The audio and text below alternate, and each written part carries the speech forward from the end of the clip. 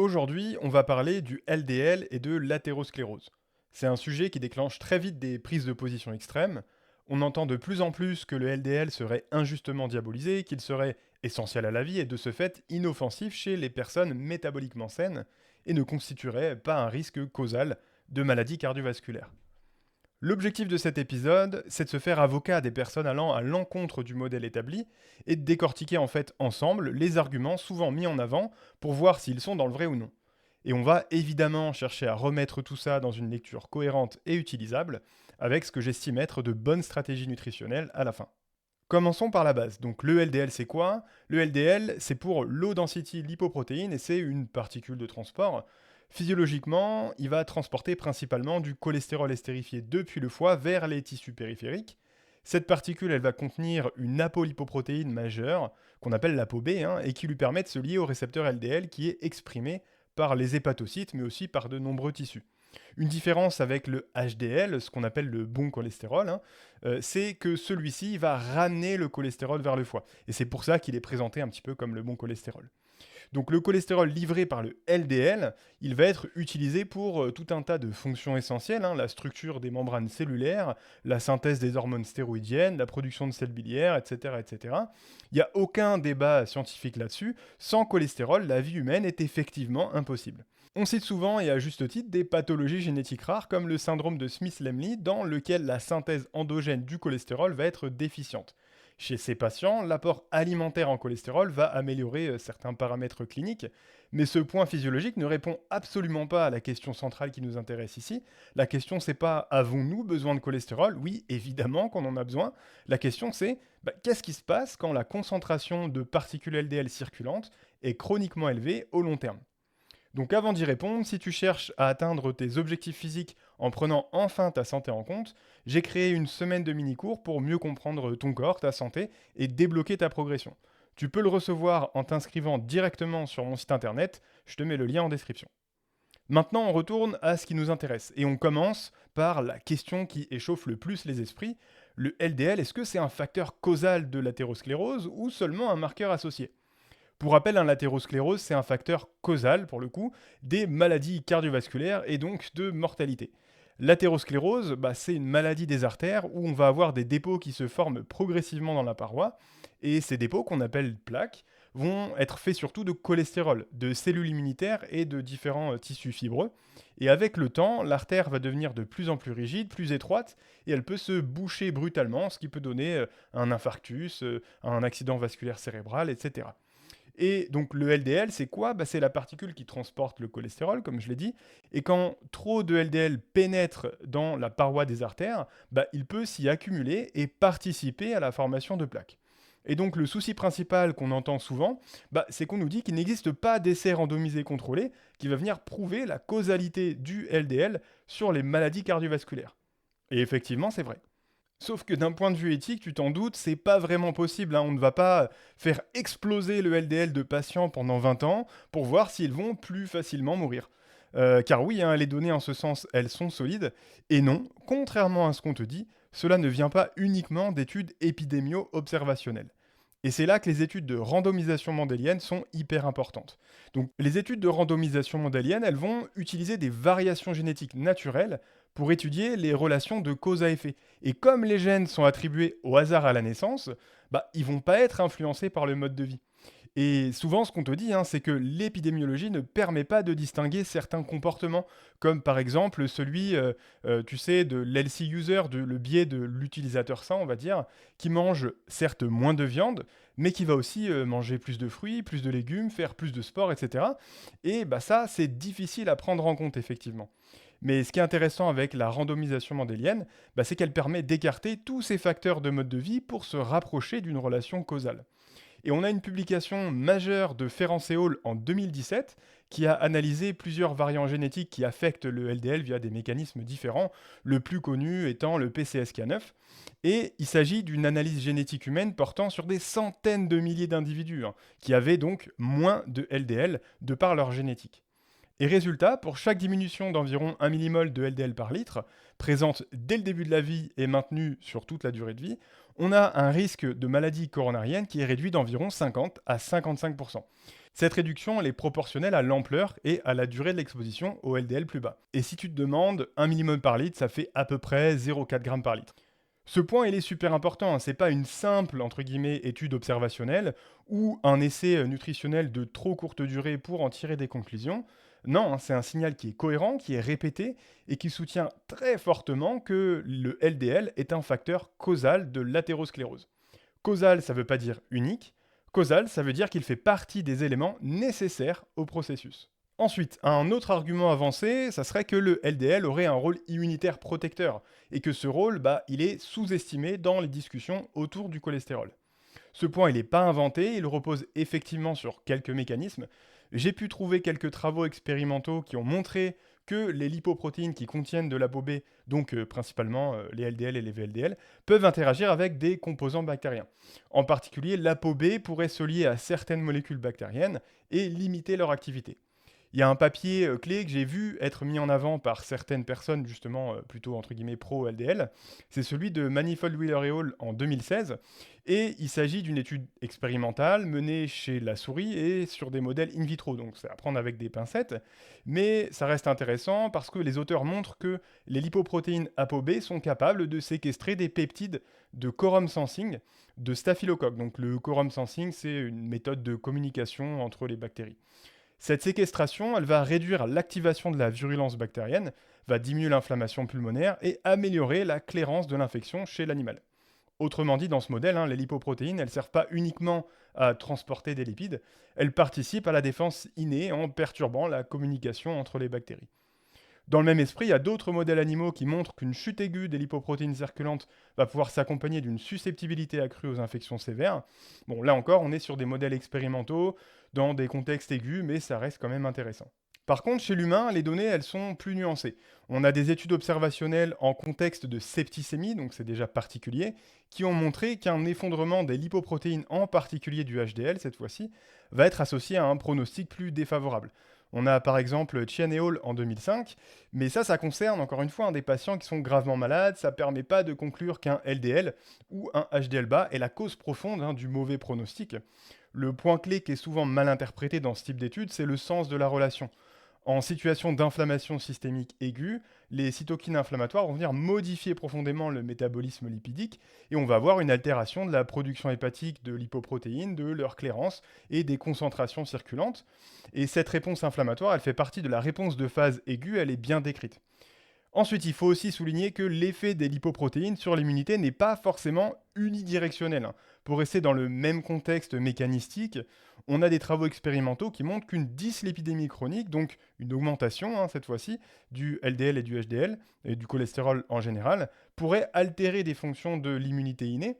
On a une étude intéressante sur ce point, c'est celle de Madden-Spacher et Hall en 2010, toujours expérimentale, toujours sur la souris, donc toujours à prendre avec des pincettes, mais elle explore l'impact d'un état dyslipidémique sur les réponses immunitaires médiées par les TLR, donc les récepteurs Toll-like. Les auteurs y montrent quoi? Que la dyslipidémie, elle va induire des réponses immunitaires divergentes selon les compartiments tissulaires, et ces réponses de défense innée contre les infections bactériennes vont être altérées. Donc ces données, elles restent limitées encore une fois à des modèles animaux, elles ne permettent pas d'extrapoler chez l'humain. Par contre, elles montrent quand même que l'exposition chronique à un environnement riche en lipides, en cholestérol, donc un cholestérol qui va être augmenté, particulièrement le LDL, pourrait perturber certaines fonctions immunitaires. Dans tous les cas, tous ces mécanismes expérimentaux ne permettent pas de conclure qu'un LDL durablement élevé serait protecteur chez l'humain sur le plan infectieux. C'est un petit peu comme dire, l'eau participe à tout un tas de fonctions indispensables pour la santé humaine, donc plus d'eau, c'est forcément une bonne chose. Bon, dit comme ça n'a aucun sens, et c'est pareil ici. Le LDL a des rôles indispensables dans des conditions physiologiques, ça ne veut pas dire qu'un excès est inoffensif ou plus efficace. Alors, un autre argument fréquent qui va être avancé, c'est que le LDL ne serait problématique qu'en présence de résistance à l'insuline ou de dysfonction métabolique. Alors, il y a une part de vérité ici. La résistance à l'insuline va effectivement modifier profondément l'environnement vasculaire, augmentation du stress oxydant, de la glycation des lipoprotéines, la dysfonction endothéliale, augmentation de la perméabilité vasculaire et donc de la rétention des LDL dans l'intima. Mais dire que l'athérosclérose n'existe pas sans résistance à l'insuline, c'est juste factuellement incorrect. Et là encore, pour y répondre, on peut regarder les données génétiques. On a une revue de synthèse hyper intéressante qui a été menée par Nordesgaard et Hall en 2013. Et en fait, ils ont analysé les données issues d'environ 18 études observationnelles humaines portant sur des sujets atteints d'hypercholestérolémie familiale. Donc, ces individus, en fait, ils présentent une élévation marquée et précoce du LDL, souvent dès l'enfance, et donc un risque cardiovasculaire nettement augmenté avec des événements coronariens qui surviennent beaucoup plus tôt que dans la population générale. Et ce qui est particulièrement intéressant, c'est que dans plusieurs cohortes incluses dans cette synthèse, la prévalence du diabète, elle est généralement inférieure à celle observée dans la population générale. Autrement dit, on observe une augmentation claire du risque cardiovasculaire lié à l'exposition chronique au LDL dans une population où la prévalence de la résistance à l'insuline est inférieure à la population générale. Donc ça montre quoi? Que le LDL est un facteur de risque indépendant, même si encore une fois, il est évidemment pas le seul. Ensuite, comme on a un peu parlé de stress oxydatif, j'en profite pour basculer sur un autre argument, très souvent avancé dans les discussions autour du cholestérol. L'idée, c'est que le vrai problème ne serait pas le LDL en tant que tel, mais uniquement le LDL oxydé. Et donc, tant que le LDL ne s'oxyde pas, il ne poserait pas de problème cardiovasculaire. Là encore, ce raisonnement, il n'est pas sorti de nulle part. Il repose sur des mécanismes biologiques qui sont corrects, mais leur interprétation est souvent poussée beaucoup plus loin que ce que les données permettent réellement de dire. Donc on va commencer par les bases. Sur le plan mécanistique, il est bien établi que les particules LDL pénètrent la paroi artérielle et s'y accumulent. Ce processus il dépend principalement du nombre de particules circulantes, donc de l'exposition globale au LDL, comme on l'a vu juste avant, et non de leur état oxydé initial. Une fois dans l'intima, ces LDL ils peuvent être retenus par les protéoglycanes de la matrice extracellulaire. Et ce point il est hyper important parce qu'il impose un ordre super clair des événements. L'oxydation du LDL ne précède pas l'entrée du LDL dans la paroi, elle survient après, localement, sous l'effet d'un environnement riche en espèces réactives de l'oxygène et autres composés, on y reviendra. Donc ça c'est la première chose. Ce qu'on peut dire également, c'est que sans LDL dans la paroi, il n'y a pas de LDL oxydé. Il y a d'autres facteurs qui vont venir influencer la rétention et l'évolution du LDL dans la paroi, mais ils n'en constituent pas l'événement initial. L'oxydation, c'est donc un phénomène secondaire, pas le point de départ du processus athéroscléreux. Sur le plan épidémiologique, on a plusieurs études observationnelles certes, mais qui ont montré une association entre les niveaux circulants de LDL oxydé et le risque cardiovasculaire. Donc cette idée du fait que le LDL oxydé est quelque chose qu'on veut limiter ne vient pas de nulle part. Une méta-analyse souvent citée, c'est celle de Gao et Hall en 2017 qui regroupe plusieurs études et qui montre qu'un LDL oxydé élevé va être associé effectivement à une augmentation du risque cardiovasculaire. Les résultats ils sont relativement cohérents entre les études avec une hétérogénéité qui est modérée. On parle évidemment, comme je disais, d'association, pas de causalité, mais c'est intéressant quand même. Et dans une grande partie de ces études, l'ajustement pour la charge réelle en particules LDL est incomplète. Et ça, c'est hyper important parce qu'on l'a vu, c'est le facteur numéro 1. Ensuite, on a toujours Gao et Hall, mais cette fois-ci en 2018, qui remet une couche et qui fait une étude longitudinale sur 10 ans qui va venir examiner la progression de la plaque carotidienne en fonction des niveaux de LDL oxydé, de LDL cholestérol et du nombre de particules LDL. Et là, ce qui est super important, le point clé d'étude finalement, c'est qu'elle montre que des niveaux élevés de LDL oxydé vont prédire la progression de l'athérosclérose carotidienne sur 10 ans, mais elle montre aussi que le LDL cholestérol reste associé à la progression, même lorsque le LDL oxydé est bas, et que le LDL oxydé n'annule pas l'effet d'une charge LDL qui va être élevée. Et ces résultats, ils vont déjà à l'encontre de l'idée que seul le LDL oxydé serait pertinent et que le LDL en tant que tel serait secondaire. On a un autre argument contre une causalité primaire, on va dire, du LDL oxydé, qui vient d'une étude interventionnelle, donc c'est l'effet VIPS, donc VIPS pour Vitamine E Atherosclerosis Prevention Study, qui a été menée par Nodis et Hall en 2002. Donc là, c'est un RCT, un essai randomisé contrôlé, dans lequel une supplémentation en vitamine E permet effectivement de réduire les niveaux de LDL oxydé d'environ 20%. Et donc, si le LDL oxydé était le facteur causal principal de l'athérosclérose, on s'attendrait à observer une réduction de la progression des lésions. Or, c'est pas du tout ce qui est observé, malgré la baisse du LDL oxydé, il n'y a pas de réduction significative de la progression de l'épaisseur intima média carotidienne.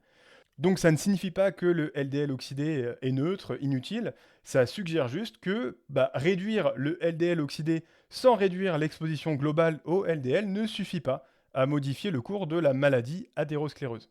Le point à retenir, c'est donc que le LDL oxydé reflète probablement un contexte métabolique défavorable et va agir comme un amplificateur du processus athérogène. Et les données présentées ici montrent que le déterminant central du processus reste l'exposition cumulative aux particules LDL dans le temps, qui conditionne l'entrée, la rétention et la persistance dans la paroi artérielle. Donc opposer LDL et LDL oxydé, c'est un peu une fausse dichotomie, hein. Les données actuelles, elles soutiennent absolument pas l'idée que le LDL serait inoffensif tant qu'il n'est pas oxydé.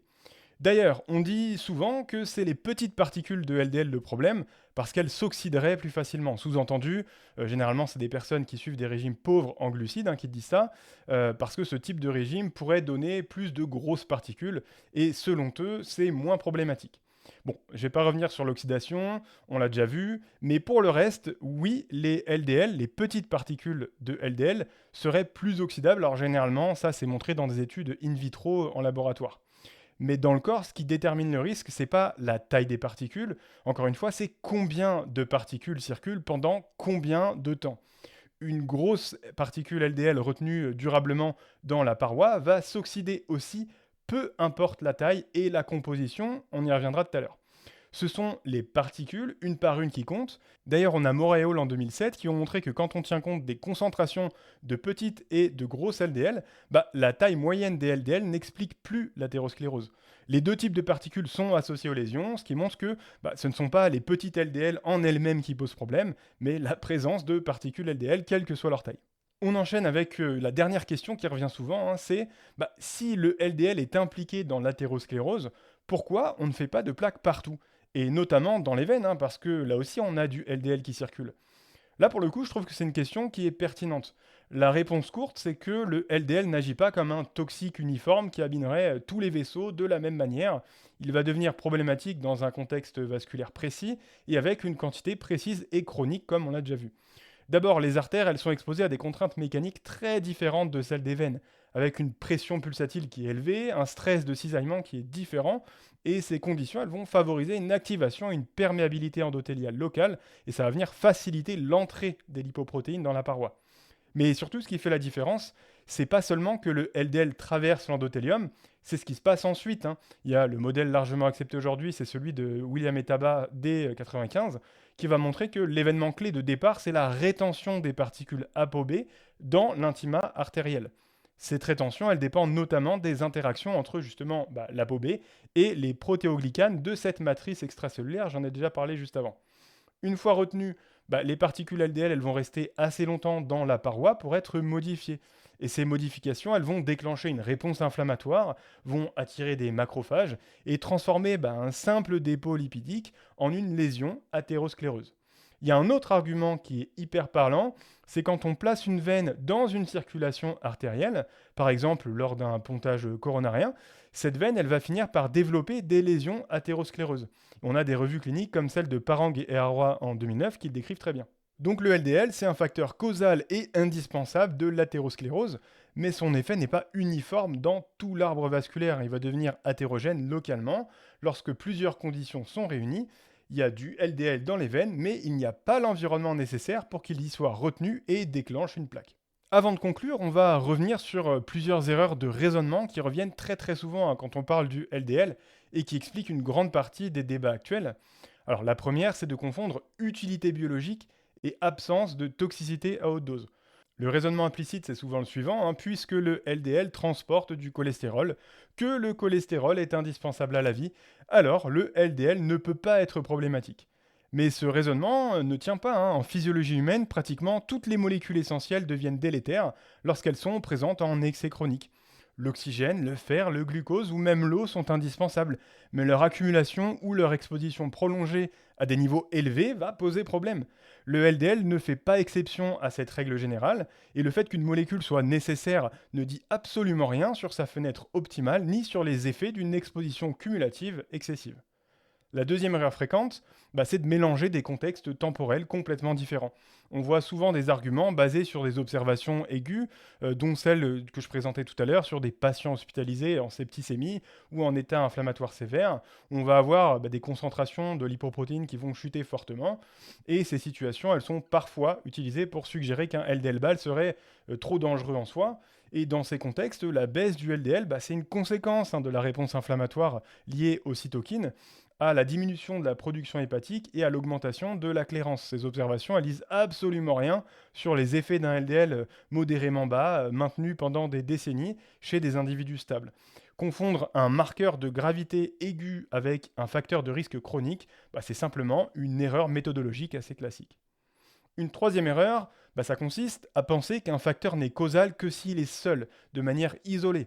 Et en biologie humaine, c'est presque jamais le cas, hein. Les maladies chroniques, en particulier l'athérosclérose, c'est des processus multifactoriels. Le LDL, il n'agit pas dans le vide, il interagit avec l'endothélium, avec la matrice vasculaire, avec les cellules immunitaires, avec l'inflammation, avec le métabolisme global, bref, tout un tas d'interactions. Le tabac, par exemple, va pas expliquer à lui tout seul tous les cancers du poumon, mais ça n'a jamais remis en cause son rôle causal. Une autre confusion fréquente, ça va être de mélanger association et causalité sans tenir compte du type d'étude. Les études observationnelles peuvent suggérer des liens, mais elles sont sensibles aux facteurs confondants. A l'inverse, les données génétiques, comme les études de randomisation mendélienne sur le LDL, qui était probablement l'étude la plus importante à comprendre dans ce que je viens de présenter, vont venir apporter un niveau de preuve bien plus proche de la causalité, parce qu'elles vont s'affranchir des biais comportementaux et environnementaux. Et je parlais précédemment du biais de l'utilisateur sain, qui est souvent mis en avant par les détracteurs du modèle observationnel, et à raison, c'est un argument qui est effectivement entendable, mais cet argument n'a aucune viabilité contre ce type d'étude. Et enfin, une dernière erreur, ça va être de raisonner en termes de valeur instantanée, comme si le LDL mesuré à un moment donné résumait tout le risque. Ce qui ressort très clairement des données génétiques et des essais d'intervention, c'est que le risque cardiovasculaire va être fortement lié à l'exposition cumulative au LDL, c'est-à-dire la concentration multipliée par la durée d'exposition. Un LDL modérément élevé pendant 40 ans n'a pas les mêmes conséquences qu'un LDL élevé pendant 5 ans, même si la valeur mesurée est identique à un instant T. Toutes ces erreurs, elles ont un point commun, elles vont simplifier excessivement un processus complexe. Et c'est ce type de simplification qui alimente des débats stériles, alors que les données sont certes plus nuancées, mais aussi beaucoup plus cohérentes qu'on le croit. Maintenant, pour résumer tout ce qu'on vient de voir, le facteur principal, c'est l'exposition chronique au LDL circulant. Plus il y a de particules LDL dans le sang pendant longtemps, plus souvent elles vont traverser l'endothélium, et plus la probabilité qu'une partie d'entre elles soit retenue localement dans la paroi artérielle va augmenter.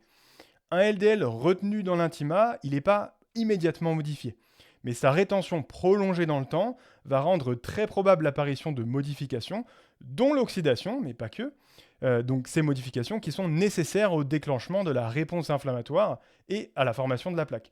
Et c'est pour ça que même si une consommation d'huile de graine, donc huile qui va être riche en polyinsaturés, pourrait augmenter la proportion d'acides gras polyinsaturés dans les particules LDL, et donc, comme les acides gras polyinsaturés sont plus sensibles à l'oxydation, augmenter aussi la probabilité qu'ils soient oxydés pendant la rétention dans l'intima, c'est pas ce qui aura le plus d'impact.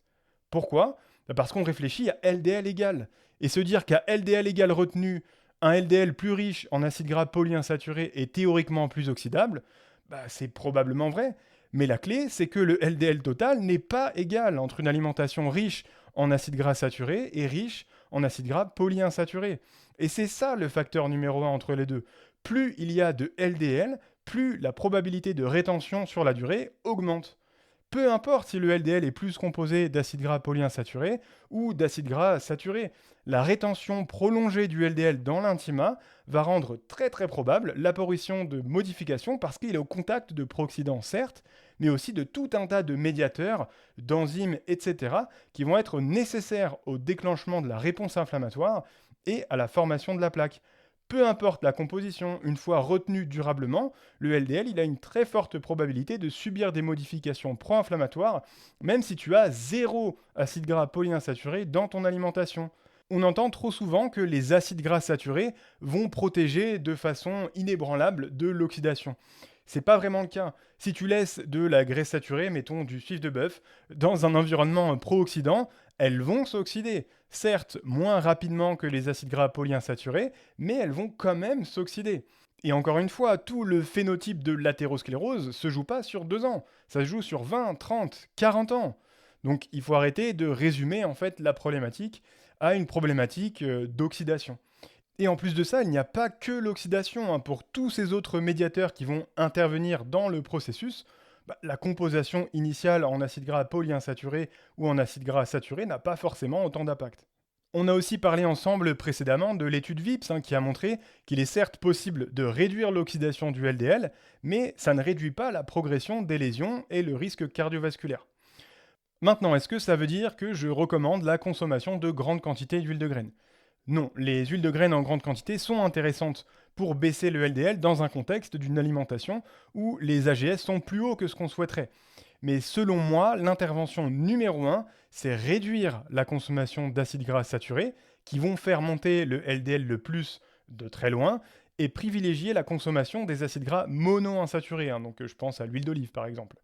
Alors, il n'y a pas beaucoup d'essais randomisés contrôlés intéressants là-dessus, mais on a Aguilera et Hall en 2004 qui a par exemple montré que la consommation d'huile d'olive donne un LDL qui est moins susceptible à l'oxydation que l'huile de tournesol, sans différence de LDL total, hein. Ça c'est important. On a aussi Mata et Hall en 96 qui a comparé la susceptibilité du LDL à l'oxydation entre 3 groupes. Un groupe riche en graisses saturées, un groupe riche en monoinsaturés et un groupe riche en polyinsaturés. Donc dans le groupe polyinsaturé et monoinsaturé, on a une réduction du LDL total qui est significative par rapport au groupe acide gras saturé, hein, sans surprise, c'est le plus important encore une fois.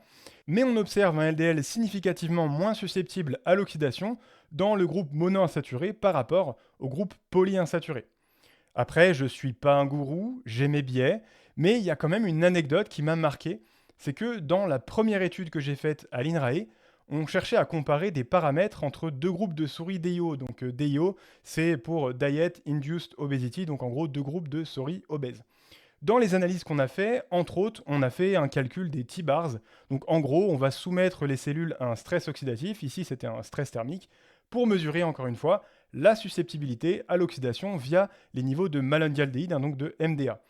Et on était très surpris de nos résultats. Pourquoi ? Parce qu'un groupe avait des niveaux de MDA stratosphériques et pas l'autre. On a beaucoup réfléchi et figure-toi que c'est moi qui avais trouvé l'explication. Ça venait d'une erreur dans les régimes. L'un avait des sources de lipides en provenance du saindoux de porc, hein, donc c'est principalement monoinsaturé et saturé, et l'autre en provenance d'huile Casio+, donc des huiles de graines riches en acides gras polyinsaturés. Et c'est ce groupe-là, hein, le deuxième, riche en huile de graines, qui avait des niveaux très très élevés en MDA. Bon, c'est qu'une anecdote, c'est chez l'animal, mais honnêtement, ça m'est resté longtemps en tête. Donc bon, j'ai quand même évolué, hein, dans ma façon de penser. Je ne pense plus qu'une consommation modérée en acides gras polyinsaturés en provenance d'aliments entiers soit néfaste. Donc je pense aux noix, aux poissons gras, etc. Et c'est ce qu'on retrouve dans l'épidémiologie d'ailleurs, hein. Mais quand on sort de la comparaison de la substitution des acides gras saturés par des acides gras polyinsaturés dans le risque cardiovasculaire, où là effectivement les preuves sont très fortes, je trouve qu'on manque d'essais randomisés contrôlés robustes regardant d'autres paramètres. Il y en a quelques-uns qui me tiennent sur la réserve, dont ceux que je viens de citer.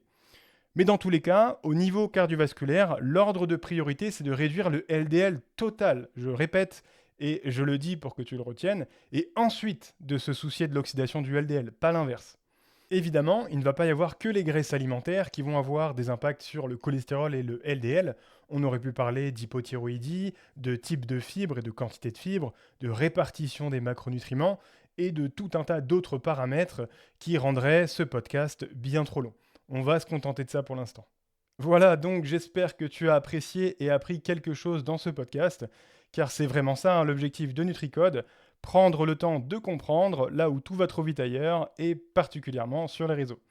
Si tu apprécies ce format et que tu veux suivre les prochains épisodes, tu peux t'abonner à NutriCode sur Spotify et laisser une évaluation, ça aidera vraiment le podcast à se développer.